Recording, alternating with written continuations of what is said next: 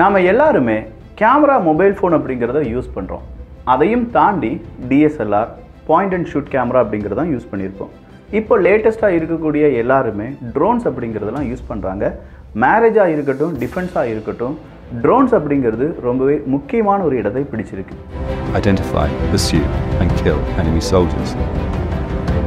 நம்ம ஊரில் சேட்டலைட் அப்படிங்கிறத பற்றி பெரிய அளவு எல்லாருக்குமே ஒரு ஐடியா இருக்குது.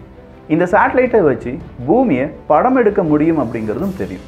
ஆனால் 100 கிலோமீட்டருக்கு அப்பால் நிலைநிறுத்தப்பட்டிருக்கக்கூடிய லோ எர்த் ஆர்பிட் சேட்டலைட் என்ன சீரியல் நம்பர் அப்படிங்கிறத இங்கிருந்தே பார்க்க முடியுமா?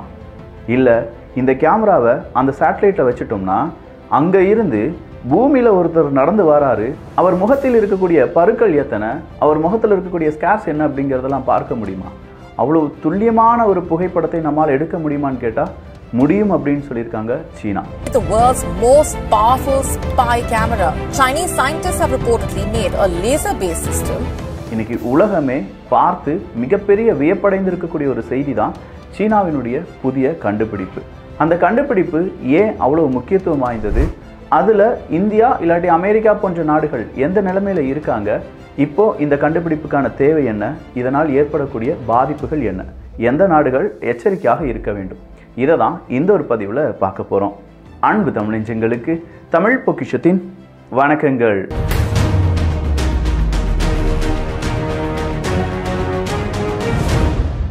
எர்த் அப்சர்வேஷன் சேட்டலைட் இல்லாட்டினா நார்மலாக அதெல்லாம் ஸ்பை சேட்டலைட் அப்படின்னு சொல்லி நம்ம அழைப்போம். இந்த எர்த் அப்சர்வேஷன் சேட்டலைட் அப்படின்னு சொல்கிறது பூமியை கண்காணிப்பதற்காக, அது வெதர் ரிப்போர்ட்டுக்கு அப்படின்னு சொல்லுவாங்க, இல்லாட்டி இயற்கை பேரிடர்களுக்காக நாங்கள் இந்த மாதிரியான சேட்டலைட்டை விண்ணில் செலுத்துகிறோம் அப்படின்னு சொல்லுவாங்க. பூமியில் ஏற்படக்கூடிய வெப்பநிலை மாற்றத்தை கணக்கீடு செய்வதற்காக இந்த சேட்டலைட் விண்ணில் ஏவப்படுகிறது அப்படின்னு சொல்லுவாங்க. இது எல்லாமே எர்த் அப்சர்வேஷன் சேட்டலைட் அப்படின்னு சொல்லலாம். இதையும் தாண்டி ப்ரைவேட் சேட்டலைட்ஸ் அப்படிங்கிறது எல்லாமே இந்த லோ எர்த் ஆர்பிட்டுக்குள்ளே இருக்க வாய்ப்புகள் இருக்குது. அதில் ஸ்டார்லிங்கை பற்றி சொல்லவே வேண்டாம். இத்தனை சேட்டலைட் எல்லாமே இந்த லோ எர்த் ஆர்பிட்டில் இருக்கும்போது அந்த சேட்டலைட் நம்ம பூமிக்கு கீழே இல்லை, நம்ம இருக்கக்கூடிய இந்த இடத்துலேருந்து ஒரு சேட்டலைட் நம்ம கண்காணித்து கொண்டு இருக்கிறது என்றால் அந்த சேட்டலைட்டை இங்கேருந்தே நம்மளால் கண்காணிக்க முடியுமா என்கிற ஒரு கேள்வி நமக்கு வரலாம். இந்த கேள்வி எல்லா சயின்டிஸ்ட்டுக்குமே வந்திருக்கும். பட் அதற்கான விடை இன்னைக்கு சீனா கண்டுபிடிச்சிருக்காங்க. 2 தினங்களுக்கு முன்னாடி வந்த இந்த செய்தியில் ரொம்பவே முக்கியமான சில விஷயங்களை அமெரிக்க ஊடகங்கள் இன்று பகிர்ந்திருக்கிறார்கள்.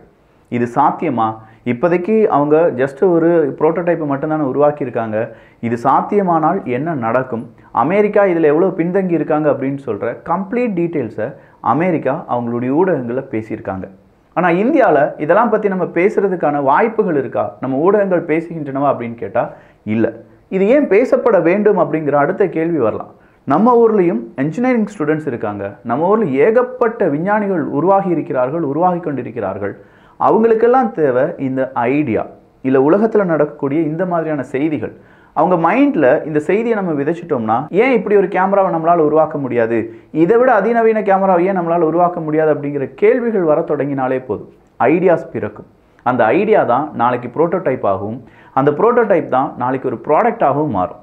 அந்த மாதிரியான ஒரு கேமராவை தான் இன்னைக்கு சீனா கண்டுபிடிச்சிருக்காங்க. சீனாவினுடைய இந்த கண்டுபிடிப்பு சாதாரண விஷயம் கிடையாது. கிட்டத்தட்ட ஒரு 98 கிலோமீட்டர் அப்பால் இருக்கக்கூடிய ஒரு இடத்தை இங்கிருந்து புகைப்படம் எடுக்க வேண்டும் அப்படின்னு சொல்லி சீனா ஒரு உத்தரவை பிறப்பிக்கிறது.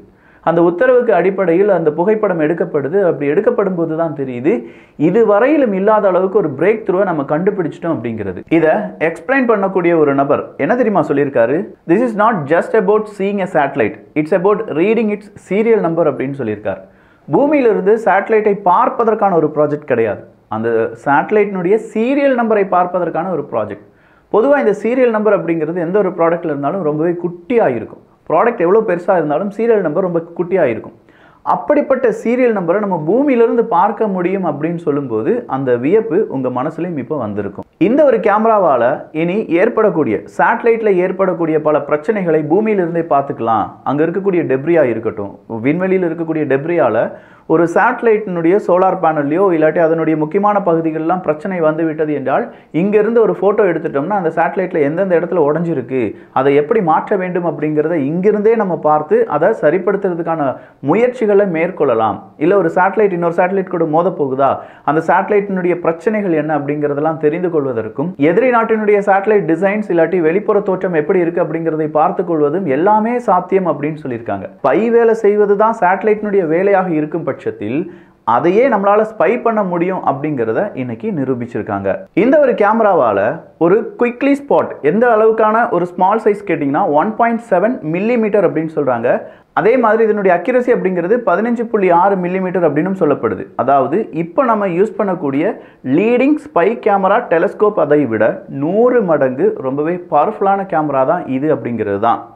ஸோ நார்மலாக நம்ம பயன்படுத்தக்கூடிய டெலஸ்கோப் கேமராக்களை விட அதிநவீனமாக இருக்கக்கூடிய இப்போதைய ஸ்பை கேமராவையும் தாண்டி 100 மடங்கு அதிநவீன ஒரு கேமராவை பயன்படுத்தி இருக்காங்க, கண்டுபிடிச்சிருக்காங்க. அதுக்கான ரிசர்ச்சஸ் சீனா தொடங்கியிருக்காங்க அப்படின்னு சொல்லும்போது அமெரிக்கா அதுக்கு முக்கியத்துவம் கொடுத்தது சரிதான். இதே மாதிரியான கேமராவை நம்ம யாருமே கண்டுபிடிக்கலான்னு கேட்டால் 2011 அமெரிக்காவினுடைய டிஃபென்ஸ் கான்ட்ராக்டர் லாக்ஹீட் மார்டின் அப்படிங்கிறவங்க 2 சென்டிமீட்டர் 0.8 இன்ச்சஸ்க்கு ரெசல்யூஷன் உள்ள டிஸ்டன்ஸ் 1.6 கிலோமீட்டர் டிஸ்டன்ஸில் இருக்கக்கூடிய ஒரு பொருளுக்கான அந்த புகைப்படத்தை எடுத்தார்கள்.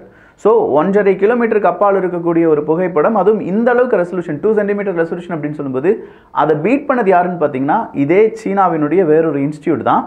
அவங்க என்ன செய்யறாங்கன்னா resolution 5 centimetre resolution from 6.9 kilometre away அப்படின்னு சொல்லி போட்டிருக்காங்க. ஸோ 7 கிலோமீட்டருக்கு அப்பால் இருக்கக்கூடிய ஒரு பொருள் 5 சென்டிமீட்டர் ரெசல்யூஷன் வர்ற அளவுக்கான ஒரு கேமராவை கண்டுபிடிச்சிருந்தாங்க. இதுதான் ரொம்ப டாப்பாக இருந்துச்சு. இப்போ என்னன்னா 100 கிலோமீட்டருக்கு அப்பால் இருக்கக்கூடிய ஒரு பொருளையும் நம்மளால துல்லியமாக புகைப்படம் எடுக்க முடியும் அப்படின்னு சொல்லியிருப்பது தான் விந்தையாக இருக்கிறது. இதை எதை யூஸ் பண்ணி செஞ்சிருக்காங்க அப்படின்னு சொல்லும்போது சிந்தட்டிக் அப்பர்ச்சர் லிடார் அப்படிங்கிறது தான். ஸோ இந்த சிந்தட்டிக் அப்பர்ச்சர் லிடார் அப்படின்னு சொல்லும்போது ஒரு 103 வாட் லேசர், இந்த லேசரை தான் 4x4 மைக்ரோ லென்ஸ் அரே வழியாக கடத்தி விடுகிறார்கள். அதே மாதிரி இதனுடைய ஆப்டிக்கல் அப்பர்ச்சர் அப்படிங்கிறத 17.2 மில்லிமீட்டர்ல இருந்து 68.8 மில்லிமீட்டர் அப்படிங்கிற லெவலுக்கு மாற்றும் போது நம்மளால செம்மையான கிளாரிட்டியான ஒரு இமேஜ் எடுக்க முடியும். இது ஒரு ரேடார் பேஸ்ட் அப்படிங்கிறதுனாலையும் இதனுடைய ஃப்ரீக்வன்சி அப்படின்னு சொல்லும்போது exceeding a bandwidth of 10 GHz அப்படின்னு சொல்லியிருக்காங்க. இந்த அளவுக்கு லேசர் தொழில்நுட்பத்தை ரொம்ப அட்வான்ஸ் லெவல்ல ஒரு புகைப்படமாக மாற்றக்கூடிய லெவலில், அதுவும் கிறிஸ்பான ஒரு இமேஜை நம்மளால பார்க்க முடியும் அப்படின்னு சொல்ற இந்த கண்டுபிடிப்பு தான் இன்னைக்கு சாதனை நிகழ்ந்த கண்டுபிடிப்பா பார்க்கலாம். சரி, இதை வச்சு சீனா என்ன செய்ய போறாங்க? அமெரிக்கா, தைவான், ஆசியாவினுடைய பிற நாடுகள், மூளையில முடுக்கில் இருக்கக்கூடிய பல விதமான எதிரிகள், தீவிரவாதிகள் இப்படின்னு சொல்ற எல்லாரையுமே விண்ணிலிருந்தே அவங்களால ஃபேஷியல் ரெகக்னைஸ் பண்ண முடியும் அப்படின்னு சொல்றாங்க. ஸோ ஒரு சேட்டலைட்டில் இந்த கேமராவை வச்சு அனுப்பிட்டு அங்கே இருந்து எடுக்கக்கூடிய புகைப்படத்தில் ஒரு தெருவில் இருக்கக்கூடிய நபருடைய ஃபேஸ், அந்த ஃபேஸில் இருக்கக்கூடிய ஒருமைகள் அப்படின்னு சொல்லும்போது அவருடைய கண் இப்படி தான் இருக்குது, மூக்கு இப்படி தான் இருக்கும் அப்படிங்கிறத கம்ப்ளீட்டாக ஜூம் பண்ணி பார்த்து ஒரு நபர் எங்கே இருக்காங்க அவரை நோட்டமிடுவதற்கான எல்லா வாய்ப்புகளையும் இந்த கேமரா ஏற்படுத்தி கொடுக்கும் அப்படின்னு சொல்கிறாங்க. ஒருவேளை இப்படி ஒரு கேமராவை ப்ரொடக்ஷன் லைனுக்கு கொண்டு வந்துட்டாங்க, இப்போ இது ஒரு ஜஸ்ட் டெஸ்டிங் ஃபேஸில் இருக்கக்கூடிய கேமரா தான் அப்படின்னு நம்ம நினைச்சாலும் ஒரு ப்ரொடக்ஷன் பேஸ்ட்லாம் வந்துருச்சுன்னா இந்த கேமராவுக்குள்ளேயே ஆர்டிஃபிஷியல் இன்டெலிஜென்ஸ் அப்படின்னு சொல்லக்கூடிய விஷயங்களை உள்ளடக்கும் போது என்னவாக இருக்கும் அப்படிங்கிறது யாராலையுமே யூகிக்க கூட முடியாது. இதில் இருக்கக்கூடிய கனெக்டிவிட்டியிலிருந்து இதில் இருக்கக்கூடிய கொஞ்சம் டெக்னிக்கல் டீட்டெயில்ஸை மட்டும் சொல்லிடுறேன், ஏன்னா இது நம்முடைய மாணவ மாணவிகளுக்கு கண்டிப்பாக பயனுள்ளதாக இருக்கும். இந்த கேமராவை பொறுத்த வரைக்கும் இதனுடைய ரெசல்யூஷன் அப்படின்னு சொல்லும்போது 8K+ ரெசல்யூஷன் அப்படின்னு சொல்லியிருக்காங்க. சென்சார்ஸை பொறுத்த வரைக்கும் 100 மெகா பிக்சலையும் தாண்டியது அப்படின்னு சொல்லப்படுது. 30x+ ஆப்டிக்கல் ஜூமிங் இருக்கக்கூடியதும், ஸ்டெபிலைசேஷன் அப்படின்னு சொல்லும்போது அட்வான்ஸ்டு ஸ்டெபிலைசேஷன் அப்படின்னு சொல்கிறாங்க. அட்வான்ஸ்ட் ஸ்டெபிலைசேஷன் அடுத்ததான் நம்மகிட்ட இருக்கக்கூடிய கேள்வி இதுதான். ஏன்னா 100 கிலோமீட்டருக்கு அப்பால் இருந்து இது புகைப்படம் எடுக்க வேண்டும் என்றால் நடுவில் நிறைய தூசிகள், ஏகப்பட்ட வாட்டர் டாப்லெட்ஸ் அப்படிங்கிறதுலாம் இருக்கும். இதெல்லாம் தாண்டி ஒரு கேமராவால் புகைப்படம் எடுக்க முடியுமான்னு கேட்டால் அந்த மாதிரியான அல்கோரிதத்தை யூஸ் பண்ணியிருக்காங்க என்பதும் கூடுதலான தகவல். ஸோ இது ஒரு லேசர் பேஸ்டு இமேஜிங் சிஸ்டம் அப்படிங்கிறத நம்ம பார்த்தோம். ரெசல்யூஷன்லேருந்து எல்லாமே பக்காவாக இருக்குது அப்படின்னு சொன்னாலும் அடுத்ததா ஏஐ அண்ட் ஃபேஷியல் ரெகக்னைசேஷன் எல்லாமே கொடுக்கப்பட்டிருக்கிறதா என்று கேட்டால் கொடுக்கப்பட்டிருக்கிறதா. ஆன்போர்டு ஏஐ சிப்ஸ், என்விடியாவினுடைய ஜெட்சன் பேஸ்டான சிப் அப்படிங்கிறது இருக்கலாம் அப்படின்னு சொல்கிறாங்க. அடுத்ததா சூப்பர் ரெசல்யூஷன் அல்கோரிதம், இதை தான் நான் சொன்னேன், software enhancing low quality footage to extract identifiable features அப்படிங்கிறது. ஸோ இந்த சூப்பர் ரெசல்யூஷன் அல்கோரிதத்தை பயன்படுத்தி தான் சீனா அவங்க நினைக்கக்கூடிய நபர்களை ட்ரேஸ் பண்ணுறதா இருக்கட்டும், அவர் இவர்தானாங்கிறத சரிபார்க்கக்கூடிய ஏஐ டெக்னாலஜியுடன் கூடிய ஃபேஷியல் ரெகக்னைசேஷனாக இருக்கட்டும், இது எல்லாமே செய்ய போகிறார்கள் என்பது கூடுதலான தகவல். அடுத்ததா இதனுடைய நெட்வொர்க் இன்டகிரேஷன் அப்படின்னு சொல்கிறாங்க. கிளவுட் அண்ட் எட்ஜ் கம்ப்யூட்டிங் இது சென்ட்ரலைஸ்டு டேட்டாபேஸை உள்ளடக்கியதும் 5G கனெக்டிவிட்டி இருக்கக்கூடியதுமான ஒரு கேமராவாக வடிவமைத்திருக்கிறார்கள். இப்போ இது ஒரு பெரிய சைஸாக செய்திருந்தாலும் நாளடைவில் குட்டி ட்ரோனில் கூட இந்த கேமராவை கொண்டு வர முடியும் அப்படிங்கிற லெவலுக்கு இதை என்ஹான்ஸ் பண்ண போவதாகவும் அறிவிப்புகள் வெளியாகி இருக்கின்றன. இந்த அளவுக்கான ஒரு கண்டுபிடிப்பை இப்போ இந்தியாவால் செய்ய முடியாதான்னு கேட்டால் இது இந்தியாவால் இல்லை, அமெரிக்காவால் கூட இந்த அளவுக்கான ஒரு கண்டுபிடிப்பை கண்டுபிடிக்க வேண்டும் அப்படின்னு நினச்சிருப்போம். பட் ஒரு புரோட்டோடைப்பை உருவாக்கி இதை நாங்கள் சாதித்து விட்டோம் அப்படின்னு சொல்லி சீனா சொல்லியிருப்பது உண்மையிலேயே மிக முக்கியமான ஒரு கண்டுபிடிப்பாக பார்க்கலாம். ஏன்னா இப்போ இருக்கக்கூடிய ட்ரோன் வார்ஃபேரில் கேமரா பேஸ்ட் எதிரிகளை கண்காணிக்கக்கூடிய அந்த திறமை அப்படிங்கிறதுக்கு தான் எல்லாருமே முக்கியத்துவம் கொடுக்குறாங்க. ஒவ்வொரு பிரிகேட்லேயும் கூடுதலாக ட்ரோன் அப்படிங்கிறது இல்லாட்டி ட்ரோனை செலுத்தக்கூடிய அந்த பைலட் அப்படிங்கிறவங்களுக்கு எக்ஸ்ட்ராவாக ஒரு ஜாப் வருது.